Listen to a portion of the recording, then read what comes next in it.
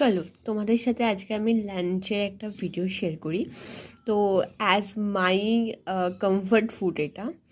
তো প্রথমে এখানে রয়েছে হচ্ছে পোস্তর বড়া, বেশ ঝাল ঝাল করে লঙ্কা বেটে পোস্ত বেটে এই বড়াটা বানানো আমার খেতে প্রচণ্ড পরিমাণে ভালো লাগে, প্রচণ্ড পরিমাণে ভালো লাগে। আর এখানে না একটু গাঢ় করে, একদম গাঢ় করে মুসুরির ডাল করেছি, তার মধ্যে মানে ভেজ ডাল টাইপেরই করেছি, গাঢ় করে একদম। আর তার সঙ্গে রয়েছে সবথেকে ফেভারিট আলু ভাজা।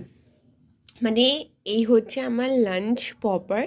তো আজ আমি এটা দিয়ে খাবো, আর এটা আমার সব থেকে বেশি কমফর্ট ফুড। আর কে কে পোস্তর বড়া খেতে ভালোবাসে অবশ্যই জানিও। আমার কিন্তু খুব খুব খুব খুব ভালো লাগে পোস্তর বড়া খেতে।